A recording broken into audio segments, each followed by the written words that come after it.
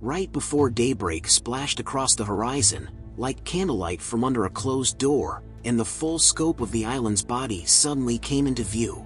A long, inhospitable rock face without a welcoming arm of land reaching down toward the waves. Mr. Christian! Young yelled up to their leader, napping in the crow's nest. His booming cry woke the others, who wondered if they were still dreaming as they glimpsed the lonely isle. Christian stared at the landmass rising in front of him, reciting Carteret log entry by heart. A great rock rising out of the sea, not more than 5 miles in circumference, covered with trees with a small stream running down its side, and surrounded by unimaginable stretches of water. It's Pitcairn. This is Pitcairn's Island. He paused, stunned into breathlessness. Venua Mai Tai! The good land, they cheered, as others wept with happiness. They had found a sanctuary, a new home.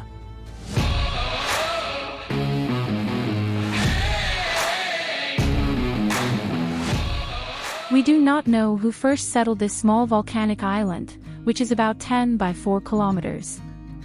Early visitors from Europe found many relics of Polynesian civilization, probably from Mangareva, some 490 kilometers to the northwest. There were rough-hewn stone gods, still guarding sacred sites, and carved in the cliffs were representations of animals and men. There were burial sites with human skeletons. There were earth ovens, stone adzes, and other artifacts of Polynesian origin. There has never been done an excavation on the island, so there could of course be more artifacts buried there. The island was uninhabited when it was discovered by European and Portuguese explorer, Pedro Fernandes de Queiroz, in 1606. The British Captain Carteret, of HMS Swallow, rediscovered the island in 1767, and it having been discovered by the son to Major Pitcairn, he called it Pitcairn's Island. Captain Carteret plotted the position in on a map, and although the latitude was reasonably accurate, his recorded longitude was incorrect by about 3 degrees, or 330 kilometers, west of the island. If you aren't too familiar with the mutiny on the Bounty, I would recommend that you watch my presentation on that before you continue with this, because I'm not going to cover the mutiny itself in this video.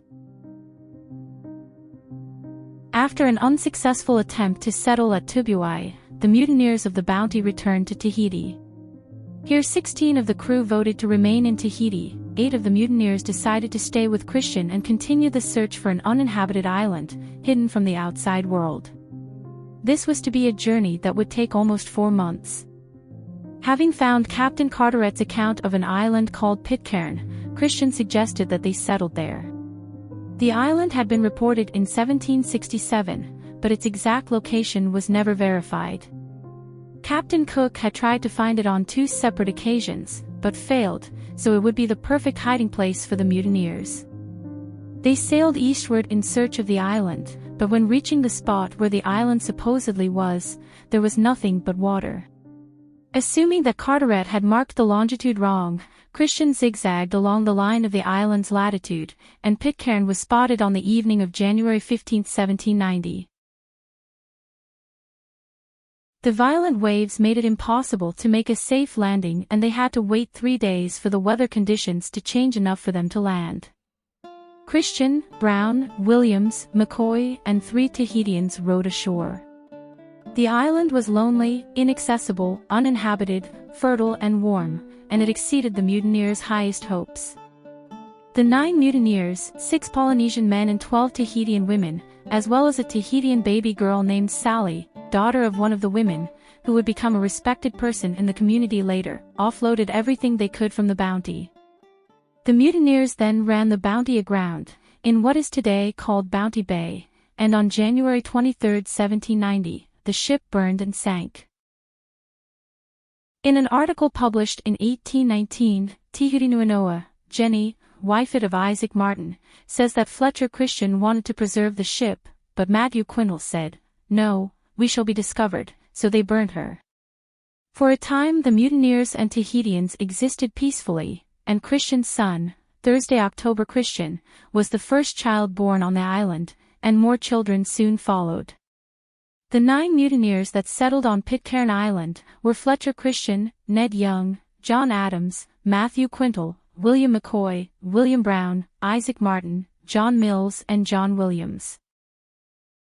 They soon erected tents with the sails, living chiefly on the ship's provisions, complemented with seabirds and fish which there were a lot of. The place of encampment was near the landing place, and was called Ship Landing, now called Bounty Bay. Shortly after the landing, the wife of Williams died, and he wanted a new wife. To prevent quarrels among the mutineers, they all agreed to kill Talalo, the husband of one of the women called Nancy. A fight erupted, that ended with Nancy beating her husband with a stick until he died. She then became the wife of Williams. The place where he was killed is called Talalo's Ridge. Then, another one of the women died in an accident. This exacerbated the problem, when the mutineer now claimed another woman from the Tahitian men. This was the seed that would later start a civil war on the island. They erected a hut on the top of one of the mountains as a lookout house, which was occupied by a man and his wife, who were relieved weekly, so that they might not be taken by surprise. Having brought vegetables with them, they cleared land for cultivation, and they had also brought chickens and pigs. This, however, became a problem, because some of the pigs, reportedly Adam's pigs, ran wild and destroyed some of the things they had planted. Angered by this, Christian told Adams that if he caught his pigs coming through his fence he would shoot them. Adams replied, "Then I will shoot you." Christian and others seized and tied him up, and sentenced him to be set adrift on a plank in the ocean, but at the last minute Christian changed his mind and Adams would live. Another thing was that when the land was divided between the mutineers and their families, the Polynesian men were not given any property at all, and worked as servants for the mutineers. Quintal and McCoy were very cruel to them, Quintal in particular. Sometimes if they did not please him, he would flog them. The Tahitian men, tired of being oppressed and flogged, now plotted their revenge. On September 20, 1793, 4 of the Polynesian men that were left, stole muskets and set out to kill all of the Englishmen.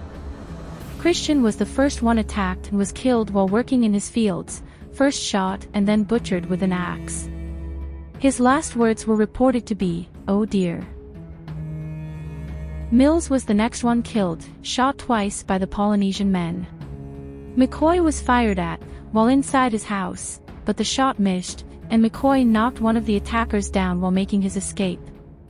One of the women who saw what was happening, told Adams, who tried to hide, but the Polynesian men found him and shot him through his shoulder, making the bullet leave through his neck. Adams fell down, and they aimed a blow at his head, with the butt end of the musket, which he was able to ward off with his hand, breaking his finger. Adams was able to escape, before the Polynesians continued their killing spree. Next they beheaded Martin with an axe, and shot Williams and Brown dead. According to Buffett's, a narrative of 20 years' residence on Pitcairn's Island, John Buffett says the following. Adams has told me that he believed Young was aware of the massacre, as the Tahitians told him when he came back, that they had forgot that Young told them, not to hurt Adams. Indicating that Young was aware of what was going to happen that day. McCoy and Quintal escaped the massacre by hiding themselves in the woods.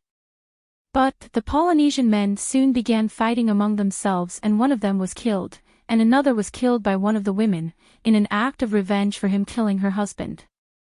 The 2 last of the Polynesian plotters were also killed, one by Quintal and McCoy, and the final man was killed by Young.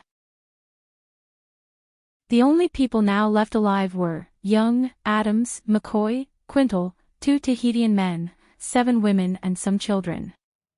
The mutineers, scared of the 2 remaining Tahitian men, decided to eliminate them both. While one of them was sleeping, a Tahitian woman struck him with an axe and killed him. At the same time, Young shot the last Tahitian man dead. These murders of nearly half of the island's population dramatically changed the community. With many of the mutineers having children with their wives, women and children now began to outnumber the men.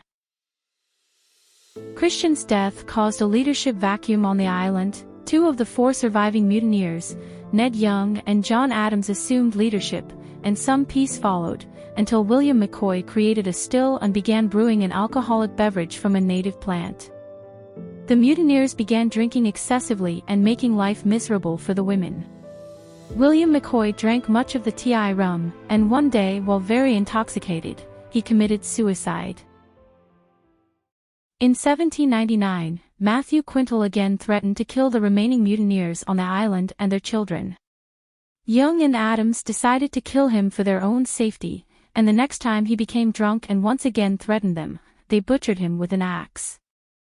They continued to distill alcohol for some time, and one night, Adams had a dream, or a hallucination, where he saw a person coming to thrust him through with a dart. A scared Adams exclaimed, "Ah, I know who you are, Michael the Archangel." The dream or hallucination made a strong impression on him, and Adams underwent a transformation, becoming fervently religious, vowing that he would never drink again. After that, Young taught Adams how to read, using the Bounty's Bible. As the children grew up, Adams taught them to read and they again taught it to the others. He led Sunday services and to ensure the community's well-being, taught the young people how to cultivate the land and care for the animals. The women played an important role in ensuring the survival of the island and even more so after the massacre. They knew how to tend gardens, catch fish and make traditional tools and canoes. They would also have had almost sole influence on the upbringing of the children. Edward Young succumbed in 1800 to asthma and is the first man to die of natural causes of the mutineers. When it comes to the real identity of John Adams, the sources are divided.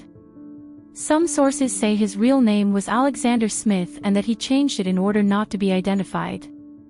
But according to John Buffett, his real name was John Adams, saying, "I shall here inform the reader that John Adams was the proper name of the patriarch, not Alexander Smith, as I have read letters from his brother in England, who was a waterman in London, named Jonathan Adams." However, we must keep in mind that John Buffett, where most of the information we have, comes from, only settled on Pitcairn in 1823, 30 years after the massacre, and by this time, only a few of the people living on the island had been alive when it happened. There were about 19 children when Buffett arrived on the island, only 2 or 3 of whom recollected some of the circumstances of the massacre, but most of them were too young to remember any of it. The rest we know about the massacre and the history of the island in this period comes from John Adams, who has said different, and sometimes conflicting things about what happened. Several ships had sailed past the island during the 1790s, and one even landed to pick coconuts, but these ships did not encounter the community, and sailed off without knowing the island was inhabited. The community's first contact with a foreign ship came in 1808, when an American ship, the Topaz, commanded by Mayhew Folger, landed on the island. The captain and crew were impressed by the community. They updated Adams and the growing population of women and children on the events in the world of the past 20 years, and promised to tell the world about what had happened to them. By this time, Adams had set up a school for the island's children, in which the teaching of Christianity was an important part. He was known as Father by all members of the community. 2 British ships, Britain and Tagus, rediscovered the island and its community in 1814. Both Captain Thomas Staines and Captain Pepin was charmed by the simplicity of the islander's life, and impressed by John Adams and the example he set. They both agreed that it would be an act of cruelty and inhumanity to arrest him.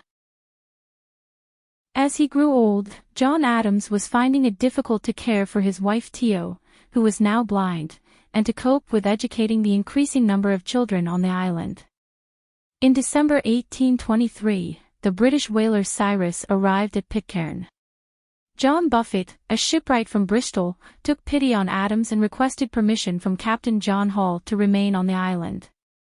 Buffett was given permission to stay, however his friend, John Evans, was not. But Evans jumped ship and hid until Cyrus departed. Both men were accepted into the community and extended the island's genetic pool through being the first non-Bounty, non-Polynesian settlers. Buffett married Dolly Young soon after arriving on the island, and John Evans married John Adams' daughter, Rachel. As well as teaching the children and conducting church services, Buffett taught the islanders woodworking skills, which later became the basis for one of Pitcairn's industries.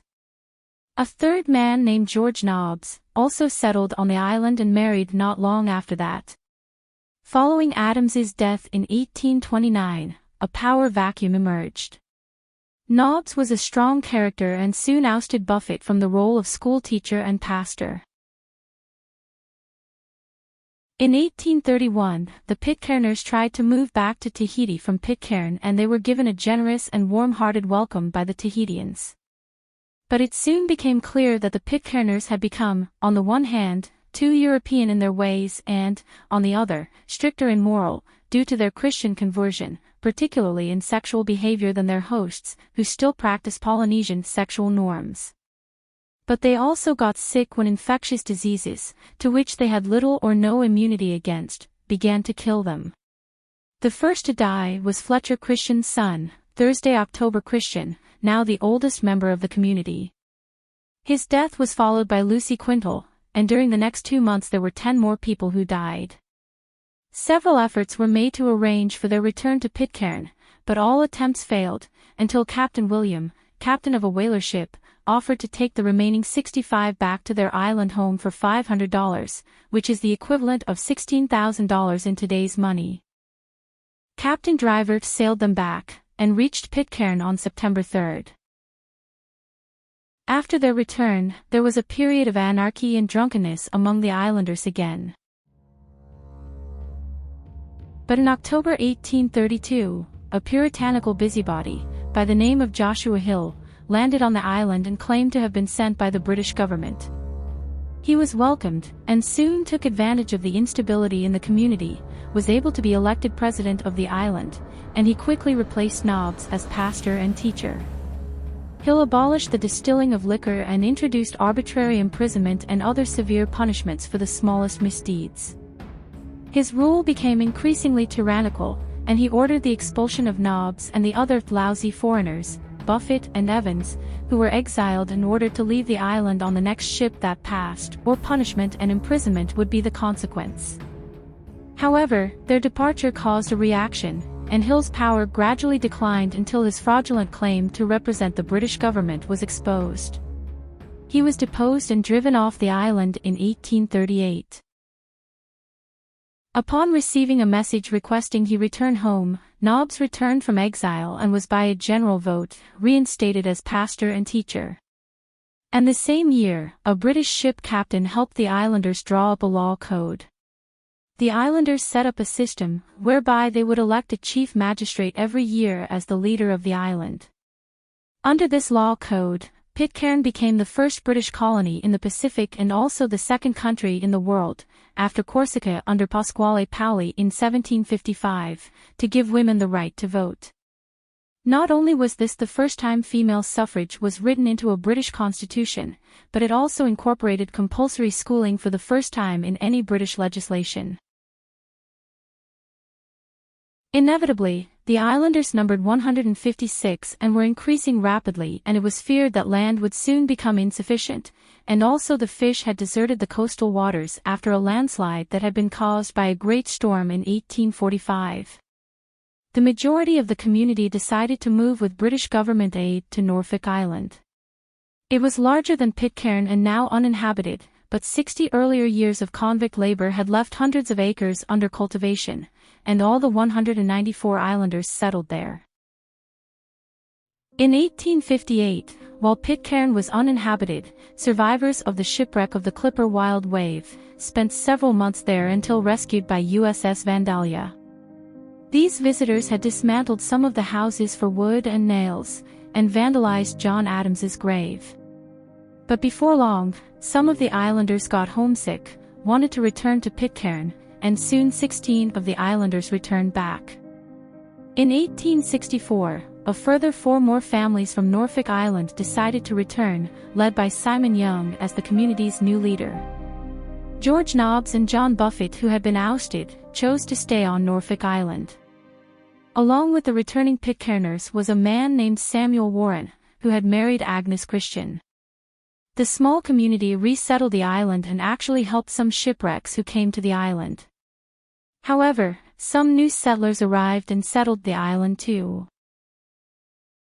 In 1882, when one of the newcomers fell in love with a girl who was, unfortunately, already engaged to a Christian, strong passions were aroused and the commander of the visiting HMS Sappho was induced to approve a law forbidding strangers to settle on Pitcairn.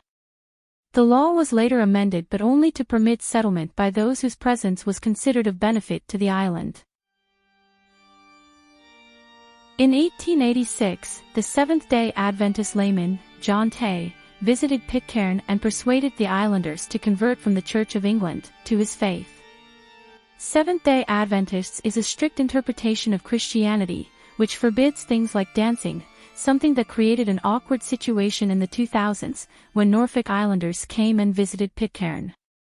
When the Norfolk inhabitants started dancing out of joy, the Pitcairners watched them in almost disbelief.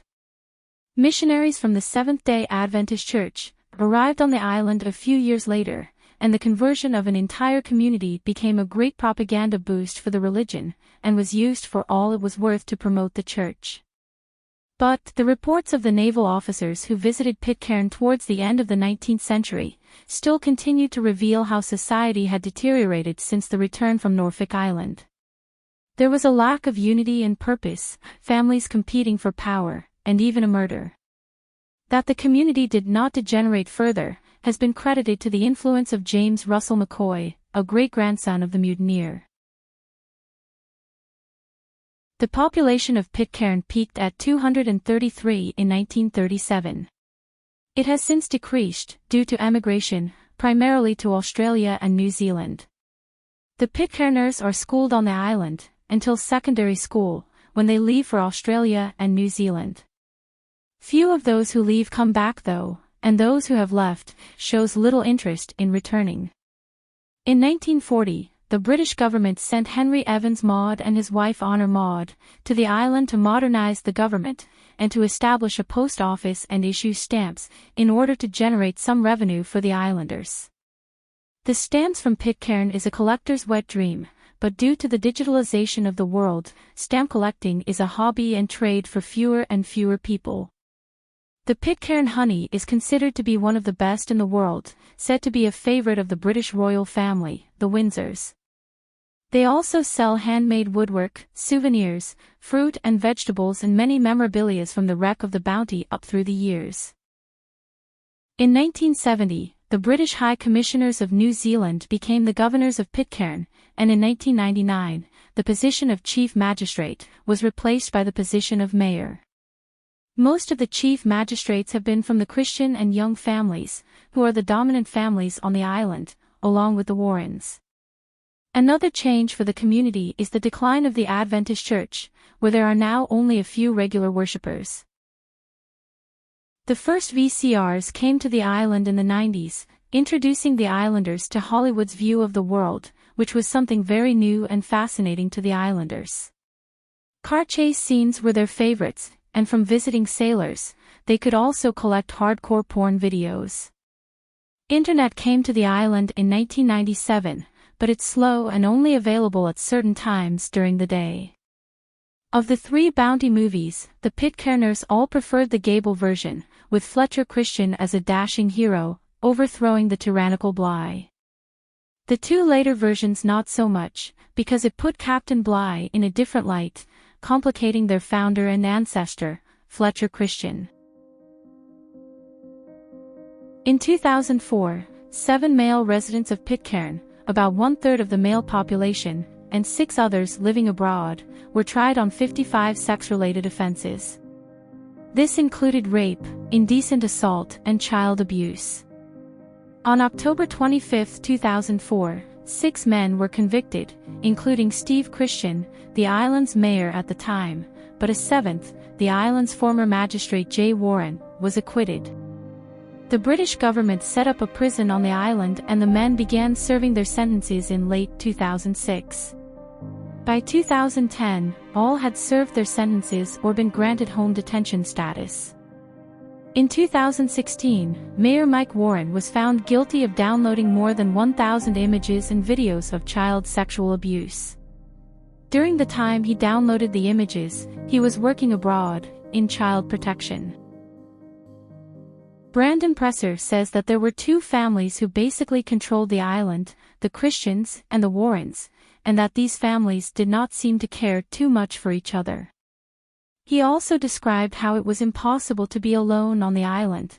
There were always someone nearby, watching him, no matter where on the island he was. He also relates how the islanders admit that they put up a show for the visitors, and that they are relieved when they leave. The island is dependent upon the small revenue they can get from visitors and by selling merchandise, but they don't really like outsiders. When asked if Presser would visit the island again, he said no, because he wasn't sure if he would be welcomed again, because of the book he wrote. Even today, the descendants of the Pitcairners share only a few family names. Adams, Christian, McCoy, Quintal and Young are the Bounty names. Buffett, Evans and Nobbs are the Pitcairn names, and Blucher, Bedley, Robinson, Snell, Rossiter and Bailey are among the Norfolk names.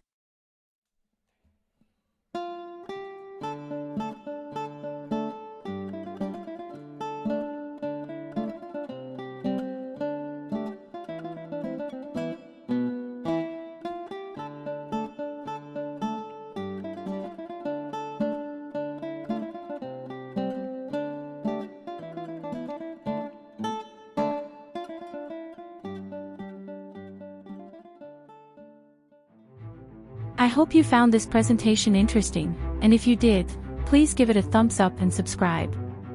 And if you like what you see on this channel, and can afford it, please consider supporting me on Patreon, or buy me a coffee. It would really help me making higher quality videos. There are links to both in the description below. And I hope to see you in the next one.